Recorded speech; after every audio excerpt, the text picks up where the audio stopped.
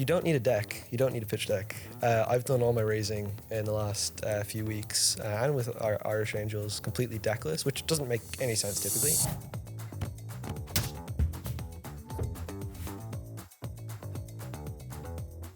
Hello, Budrig Amawara from the Gadigal lands in Sydney. It's the Startup 360 show. I'm Simon Thompson. I'm looking for my colleague, Majella Campbell, CEO of Fishburners. She's not here today. Today is a special episode. We've been a little bit busy this week. Majella, of course, is moving Fishburners out of the Sydney Startup Hub to a still unknown location. Interesting, but won't dwell on that one. And of course, I've been away with the team from here in Sydney with our new friends at Private Media. So I've been hanging out with Smart Company and Eloise and Tegan and David and the team there. We've been talking about our plans for the future as part of Smart Co Media, for Startup Daily, for business builders, for Flying Solo. So we've been a little bit distracted and there may have been a few drinks along the way. So we're going to do a special 28th episode of the show today, going back into the archives, resurfacing a couple of our favourite guests. And I had to think hard about this because we do have so many amazing guests. Christy Jenkins sprung to mind from Techstars. Hi to her. She's busy right now, of course, wonderful sports star. And last week's show too, I urge you to go and watch that because Nicole Gibson was one of my favourite guests. But we're going to kick off first with Liam Fuller. He's a teenage boy, Irish Australian. His dad's Australian. We had him on the show back in April. He was just 17 then and already on his second startup. Well, he had a pretty cracking time out here. He met up with the team from Square Peg. Paul Bassat took him out to dinner. And after the show, he went on to raise $2.15 million in a pre-seed round. He's now busy in America, in France, all around the world building his second startup. It's a great conversation. He was just 17 when we had him on. Of course, it's an amazing story because he got suspended from school back in Ireland after he took a photo in the dunny taking a work phone call and the principal wasn't impressed. Well, he's shown the principal. I hope you enjoy that conversation. The second one is Veronica Mason. This was way back when Mardi Gras was on in Sydney. Veronica is one of those amazing people who has done so many things. She's, of course, been a member of the LGBTIQ Plus Advisory Council established by the New South Wales Premier Chris Minns. She's been involved in the Pinnacle Foundation, which provides scholarships, mentoring and opportunities for young LGBTIQ Plus Australians to realise their full potential. She also did the first Pride Pitch Night for startups back in 2024. And even more extraordinarily, she broke her back when she was just 23 years old and came back from that. She is a mentor. She is inspirational. We had a great conversation. Both of these are with my former co-host, Kayla Medica, by my side. Now, of course, as always, we're very grateful to Vanta, which is supporting Startup 360. They, of course, help startups unlock market opportunities through automated compliance. So thanks to them. Okay, let's get into it with our first one. Enjoy Liam Fuller and that wonderful Irish lilt. Welcome back, and we have our first guest, Liam Fuller. Liam, notably, you are only 17, our youngest guest. Oh. So I think that's probably very easy to achieve. Yeah, do it. Liam, great to have you here.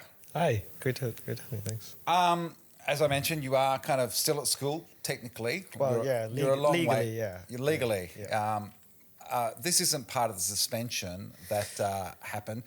And I'm going to go straight to that because you had your own viral moment. Because tell our listeners what happened on the dunny at school. Oh, well, it was just probably around 6 months ago. I was working on a startup, and I thought it'd be really, really funny to take a photo of me on the school bathroom in my school uniform, taking a call with one of my customers. My mate posted it on LinkedIn. I posted it on LinkedIn, and it just went bonkers viral. It was like, it ended up going so viral that everyone in Dublin saw it, where I'm from, and also my principal. And I got called into the office one day. It was actually my mate. My mate told me, it's like I wasn't in one day, and my mate was like, Liam, like they're looking for you. They're looking to call you down to the office. And I was like, wait, why? What? I haven't done anything. And I got called down to the office, and they have like basically a couple of pages of all of my LinkedIn posts I've ever done. And they basically had like circled around certain keywords and things like that. And yeah, it was quite an experience. Anyway, I ended up getting suspended for that post. But What was the actual reason for the suspension? The reasoning was like, you're obviously on your laptop in the school bathroom. You're not supposed to use your laptop in the school bathroom. I was like, I'm working, guys. I But can't believe like using a laptop in a bathroom is a suspendable offence. I don't know. They actually listed out all the offences, like using a VPN. It's like it was a bit ridiculous, to be honest. Did But you tell the principal that you're going to be so successful one day that you're going to buy the school and come back and sack him? No, but it's what I was thinking. It's definitely what I was thinking. Okay, let's Anyways. go back a little bit. Sure, So sure. you said that you were working on a startup, but it was actually your startup, if I'm not mistaken. Yeah, it was my startup. Yeah. So tell us about what you did. Sure. Yeah. So, yeah, I'll give just a little brief background about me. I'm 17. I've been interested in startups for a very, very long time. I kind of grew up around startups as my dad was working on one, realized he was working hard on something, and then as I grew up, I kind of realized that was a startup. Got very interested and started building things from the age of like 13. Built a robotic arm one year for a national science competition, and then I went into software the year after that. Ended up doing pretty well, and I went over to the States for a little while and realized that, wow, I was pretty humbled about, like, I thought I was great about myself. Went over to the States and found some kids that were basically building Shopify apps and making 20 grand a month, and they're my age. I was like 15 at the time. I was like, wow. So I came back to Dublin. I applied to a program called Patch, which is funded by the Collison brothers and OpenAI. Got into that program, and it's basically 6 weeks over the summer where you basically get to work and live and with other young founders. It was an amazing experience, and I grabbed 2 guys from the cohort, and I was like, lads, we're building a Shopify app. So yeah, we built So this is Cartshare. cart share. Yeah, Cartshare, exactly. And Cartshare was a Shopify app that allowed shoppers to share their cart with friends and family to reach free shipping and get group discounts on their favorite stores. And we basically sold that software to e-commerce brands. As we built the product in the 6 weeks, it was a pretty insane experience. And then we got a recommendation from another guy who's building a Shopify app called Hamish McKay, who said, hey, you should start doing some personal branding, some funny posts. So my co-founders are a bit older. They posted themselves at the club with a Shopify app, showing girls the Shopify app. And then shortly after that, I did a post of me on my school bathroom, ringing up customers. And it went bonkers viral. Like, there was millions and millions of impressions and calendar booked out for weeks. It was pretty insane. I don't regret the post at all. Was it good for business? Yeah, it was really good for business. It was just unfortunate that the business wasn't very good. Oh, okay. But it's like, Because I'm waiting for your, I sat on the toilet taking customer calls. Here's what it taught me about B2B sales, which is the atypical or the typical LinkedIn post. Yes. Yeah. I mean, it's like the post was really, really good for kind of creating new opportunities for me. And it really allowed us to open up to really test the product, right? Like, it was kind of like we had an idea, we shared that idea. It was super simple, super clear. And it was like everyone in e-commerce knew about it. It was great. Yeah. All across the world. It was insane. Yeah, we got a good chance to test the product. We ended up pivoting Cartshare quite a little bit to target B2B stores. But yeah, it did help. It helped us personally, and it also helped the business for a little while as well. Got us to So test is this it. how QuickFind came about? Yeah, like this was like this was last summer now. So this was around 6 months ago, and after this like whirlwind of a summer, right? It was just insane. 6 weeks, we were going on podcasts, we were speaking in events, e-commerce events, and it was pretty insane. I was doing it with co-founders who were a little bit older than me, and then what ended up happening is that the summer ended, and we went back to school. They went back to college, and one of my co-founders went off to South Korea, and the other co-founder got an internship offer at Shopify. I was like, and this is only after probably around 8 or 9 weeks, maybe 10 weeks of work. They could have at least acquired the business from him first. Yeah, they that would have been pretty nice. But I was pretty skeptical on the Shopify call. I was like, what are you guys trying to figure out? But in the end, it was just they were looking at us as talent. So I ended up kept running on with the business and was kind of went back to high school. And I was like, oh my God, I hate this so much. Because I'd had like a crazy summer, and I kind of realized like what I was capable of and what was capable of working in a small team. Realized that I wanted to solve a way bigger problem, and realized that a Shopify app can be something that could make me money on the side and become a big business, but not in the time frame that I wanted. And I figured out I could market myself pretty well. So that's how I started QuickFind. Yeah. And it's probably at that point where that entrepreneurial bug is a little bit stronger than religion class. Yeah, probably a little bit, a little bit stronger. I'd agree. So going from being a founder and earning money to then being offered an internship, some people might see that as like a little bit offensive. Like, come on, at least give me a full-time job. Or equity. Or equity in Shopify would be pretty good. What do you feel you still have to learn? That's a good question. I think there's so many things I have to learn. I need to figure out how I'm going to scale a business. I need to figure out how I'm going to hire people. I'm going to need to figure out how I'm going to raise a Series A or a Series B round. There's a million things I have to learn. And it's only been a year and a half, and I feel like I've learned so much. Like a year and a half ago, I was basically like, I don't know, I was like doing science competitions, basically. And now I'm building an actual business and raising actual money for it. And things are going great. So I've learned so much, and there's so much more to learn, which I'm really excited about. And yeah. So I'm intrigued because you said your dad sort of was in that entrepreneurial startup space and that inspired you. Most of the time, you know, the kids of accountants grow up to be hippies and the kids of hippies grow up to be accountants. What was it that sort of inspired you about your dad to go down the same path? I mean, I was always curious why he was working so much. He was probably working too much. And for some reason, I found that, like, I was pretty proud of my dad. I was like, he's working a lot. My mum was working a lot too. She had her own little business as well. So there's a few elements there that I felt like in my early childhood to show, like, look, if you work hard at something, you can have a really crazy tangible output from it.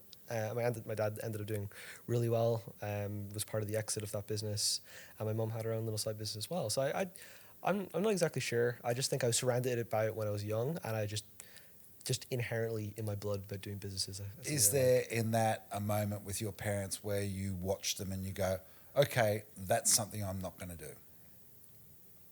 Or did you just embrace the way they are? I mean, I tested it. Like the earliest stage of me testing going into business or doing anything, building something and trying to sell something was like literally outside my house, like trying to swap Pokemon cards with kids down the road. And like basically arbitraging Pokemon cards and selling them on eBay on my mum's eBay account. I think that was my first, like, I don't know why I started doing that. I did. I really enjoyed it. Didn't make much money off of it. Also was building like these duct tape wallets that I tried. I basically went around to every kid in my primary school and I was like, guys, you have to buy this. It's like €5. Buy a duct tape wallet. It was really bad. €5 is a lot. Yeah, for like there's a bunch of duct tape basically, and I managed to sell 30 of them, and I was like, whoa, you can just build something and you can sell it, and people will give you money for it. It was finding the right strength of araldite when you put the Louis Vuitton logo on the duct tape wallet. Just a little Sharpie. Should have done that actually, yeah. So the Irish-Australian part, because you're out here now, tell us a little bit about that side of you. Yeah, so my dad's Australian, Yeah. my mum's Irish. So I haven't been in Australia in a while. I came here when I was around 8 or 9, so I'm very, very happy to be back. The reason I'm here was for a holiday initially, which has turned into a fundraising round, which I'm very, very happy about. I've basically, in most recent time, I've obviously been working on QuickFind AI. QuickFind is an AI procurement, one-click procurement tool for SMBs, allowing them to purchase across thousands of suppliers they deal with, typically via email, in a few clicks and on flexible 30, 60, or 90 net payment terms. I've been playing around with that idea for a while. I raised a little bit of money in Dublin for that idea because I kind of had a lot of backing from a lot of the people in the e-com and retail community on my last project, Cartier. Had a few people throwing some money that ended up coinciding with me coming to Australia, and I've just been, sent a few emails on the plane right here to a few connectors in the space and a few angel investors. Some of them responded. I got some cool intros, and I'm just having a blast. I was only supposed to be here for 2 weeks, and now I'm here for another 2 weeks because things are going so well. And I just love it here. I love the fintech space here, and it makes total sense for me to stay a little bit longer. So maybe one last question for you before we let you get back to getting lots of money. Thanks. While you're here in Australia, is there anything you want to do from like a tourism perspective? Oh, yeah, that's a good question. I was told I should go up that big tower in the city, the Westfield Tower. I was told I should go to that. The knitting needle, we call it. The knitting needle, right? Okay. I still call it Centrepoint. Yeah. That's locked in my brain. Yeah. Oh, nice. I probably go there, and also I want to take a boat ride in the harbour At the ferries, the ferries at night, and have a look at the Sydney Bridge. I have to ask you, and shout out to the Next Gen guys who I think sort of sent you or suggested you come and talk to us, Yep. and we're thrilled to have you here. Thanks. What have the Australian VCs been like, and have you perceived from the conversations you have over in the Northern Hemisphere, how different are they to the down here? I mean, there's a lot more capital here. I will say that. Like Yeah. in Ireland, it's For 17-year-olds or just in general? no, in general, and for me as well. But in Ireland, for example, it's a very, very small market. And Australia, I know you guys, the Australians say, oh, we have a really small market, but compared to Ireland, we have like 5 million people. So our market is really, really small. So when I came over here, I kind of I had experience talking to VCs in Dublin in the UK.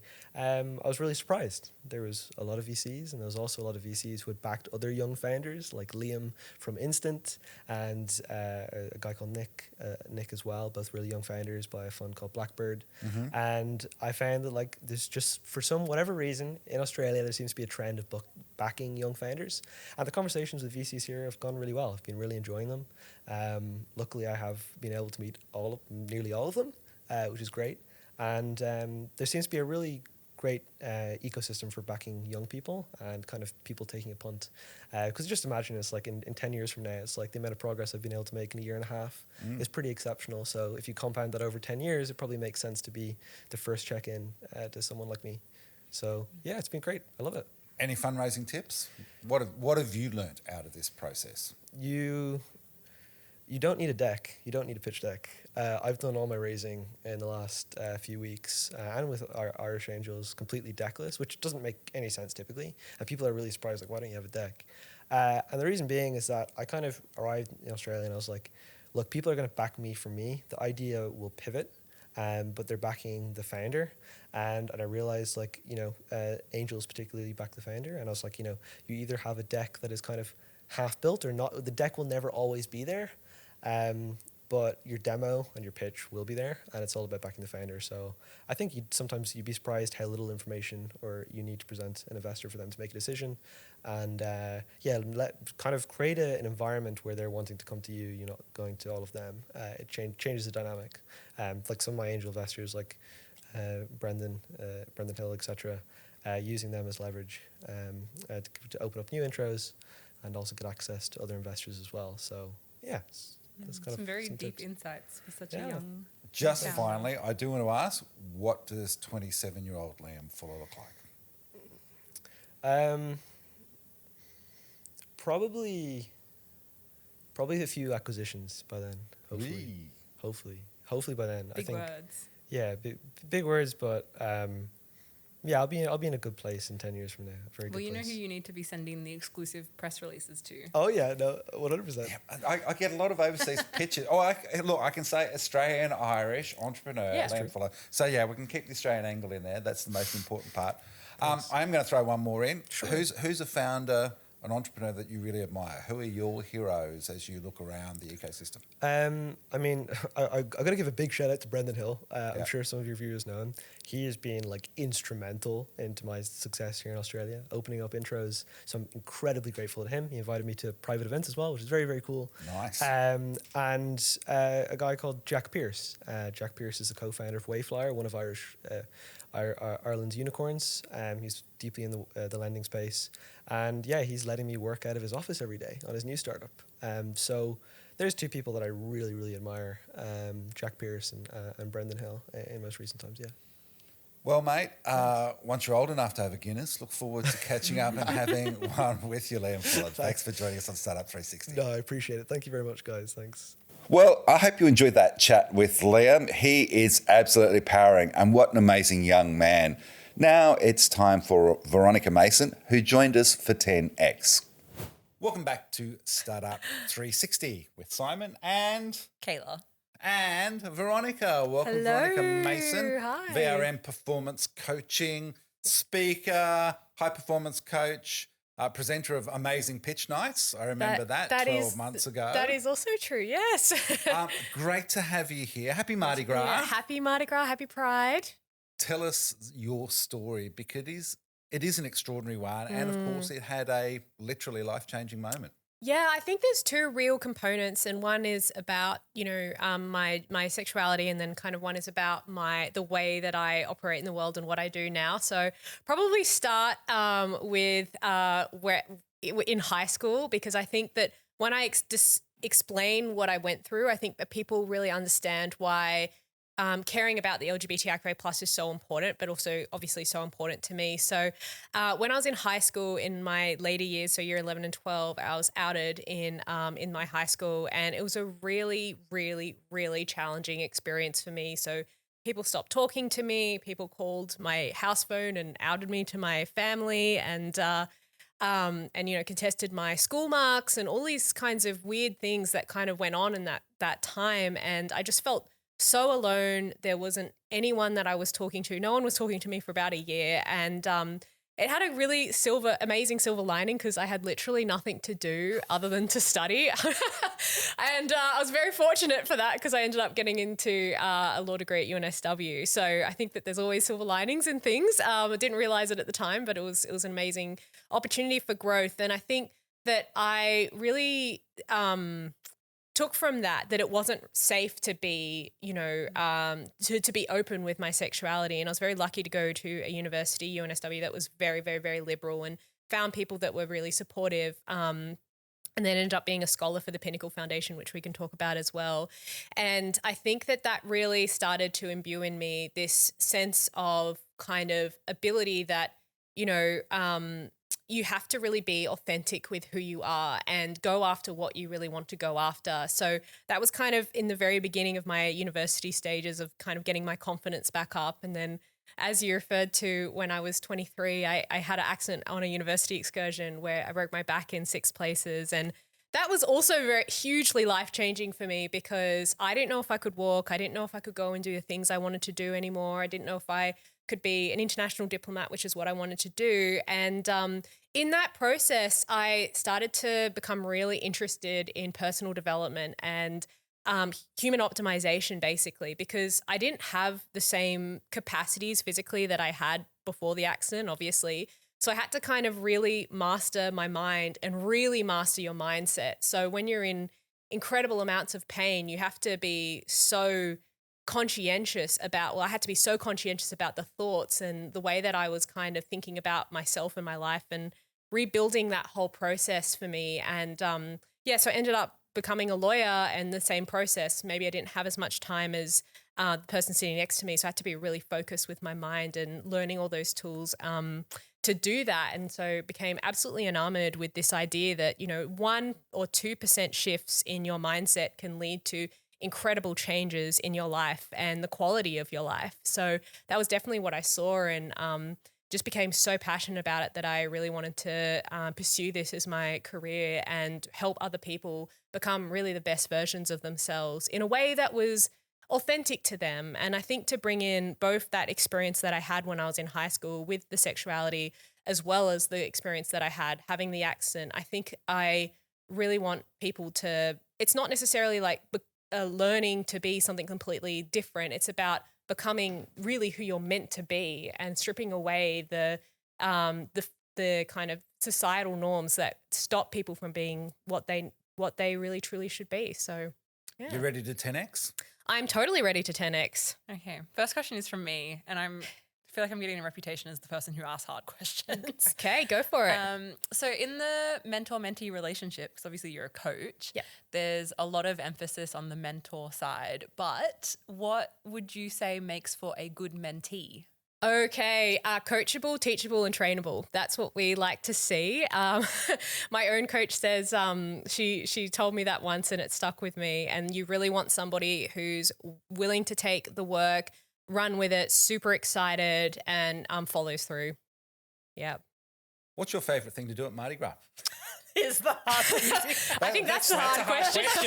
That is a seriously hard question. I love being part of the community. I think it's a really great time where in the 2 weeks that everybody is just open and free to be themselves. And there's so many different activities to do. I think marching in Mardi Gras is such a special experience because you've got literally hundreds of thousands of people cheering you for having something that, me and a lot of my community have been, ostracized for. It's quite an interesting flip of the switch. So I think marching in Mardi Gras. Yeah. From school, yeah, and still happening today. So, yeah, which is wild. Yeah. Okay. All right, beat feel that like for hard questions. My questions are not very Mardi Gras themed because I really love That's what you do for okay. work. I like the difference. Yeah, yeah. Real contrast. Yeah. What is the best like blanket piece of advice that you can give? Watch your thoughts because they become your life. So yeah, the more conscientious about your thoughts you are, the more agency and autonomy you have over the life that you're going to create, because it's a co-creation, I believe. So yeah, watch your thoughts. So you're an ex-lawyer, Yes. and you're dealing with a lot of people in startups. Do you just think they're all about breaking the law? I think there's some creativity with rules in the startup ecosystem that is quite different from law, and I think that's kind of really interesting to play around with. But yeah, I think, and I was kind of very, very heavily involved in technology law as well, and that's all about how you can do things where law doesn't even exist yet, which is very exciting. Yeah, the law comes chasing after with a big and long gown on. Yeah, that's when you call Jackie. I'm just kidding. You're like, don't call me. Jackie's saying no, don't call me. Jackie's unavailable. Yeah. Okay, I feel like this is a bad question that I wrote before I listened to your story. What is something that someone has done that has made you feel included and has really stuck with you? I think being part of the Pinnacle Foundation, so that's a scholarship and mentorship program for disadvantaged LGBTIQA plus youth that have gone through things like what I've gone through. I think to be selected and to be chosen as in that program. So I was one of 4 in the early 2010s, and now we have over 100 scholars that we have every single year, and it's a family. And I think that to have that, they didn't care about my sexuality or my studies or anything like that. They just really wanted me to succeed. So that was a really beautiful, inclusive space and continues to be.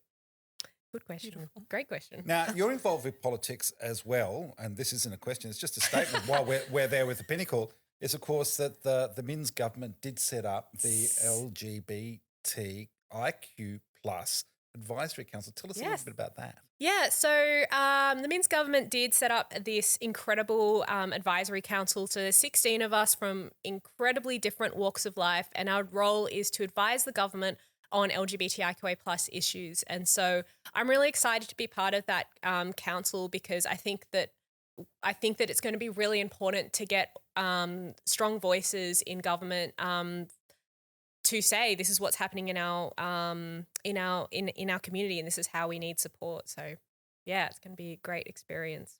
Already had 2 meetings. So Cool. yeah. Okay, this is a question I actually thought of with Jackie when she mentioned crossing party lines. Okay. Not a political question. You can answer it however you like. What's a hill you are willing to die on? Oh, I would definitely die on the mindset hill. So knowing that, so I would go dying, knowing that your mindset, what you think about, you create in your life. I would definitely die on that hill for sure. What's the one thing you think a cishet white male needs to know about people who aren't? That's such a great question. I would say we're all human and we're all souls, and to know that your behavior impacts other people in ways that you know and you don't know, and to see people as just people, I think is a really important message that needs to be strongly believed in and strongly advocated for at times like this. Cracking advice. That's beautiful. Yeah. This is my last question. So you've actually done really well. Okay. Back to the mentor-mentee thing. For all the mentees who have tried to contact you and you're fully booked and they can't get in with you and they're looking for another mentor, what's some advice for like spotting some green flags or what to look for? I think really understand what they do and then how they do it. I think that's a really important component of coaching. But I think coaching is really important to understand the connection of the two that you go into. For me, it's a very special relationship. It feels I'm very dedicated to my clients. I will die on the hill for them. I'll die on the hill for all of my clients. And I'm very lucky to have that relationship with my own coach and to know that you have somebody who will back you 100% and is brave enough to tell you when you've got blind spots. I think that that's really important. So if you spot somebody that you feel that can do that for you and is prepared to die on a hill for you, like hopefully my coach is for me as well. I'm sure she is. But I think that that's really important. And it's such a special, unique, gorgeous, beautiful relationship that you can have with a coach. You told us about how tough it was in high school, including having to deal with family, and then, of course, what happened when you were 23 and learning to walk again. What is the most fun, craziest, silliest thing you've ever done that if you had the chance, you would do it again? Oh my gosh. Okay. I think this is this is the hardest question.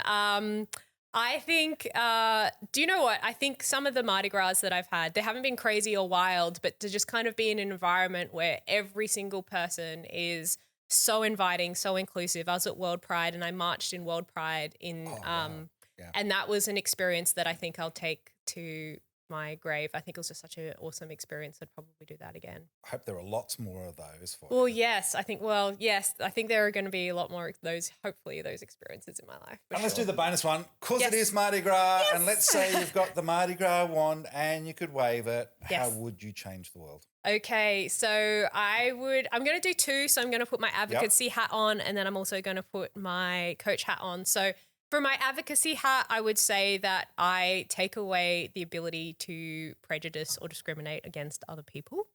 So nobody could ever possibly see differences in others in a negative way. I think differences are a very positive thing. And then for my high performance work, I think that if I had a magic wand, I would change it so that everybody has a growth mindset. Everyone has a growth mindset and that ability to know that they can really create the world and the life that they really choose to. I have a growth mindset, but I need to get rid of about 15 kilos of it. So I might have to talk to you about it sometime. There you go. Well, I hope you enjoyed going back through the archives with Liam and Veronica and what they had to say. I hope you get a lot out of it. Of course, we will be back next Friday with a brand new show with Majella by my side, talking to some amazing people in Australia's startup ecosystem. You all have a great weekend and enjoy the sunshine if you're up here in Sydney or wherever you are. And I do just want to finish by saying this is a Smartco media production produced and edited by the wonderful Matt Jackson, who still has his fingers crossed for the Sharks. Thanks to Ella Walsh, to Vanta, of course, and to James Vass for their support. Don't forget to subscribe to watch the show on YouTube, Spotify or Apple. And of course, don't forget to read startupdaily.net and my colleagues at smartcompany.com.au. Take care. We'll see you next Friday. Bye for now.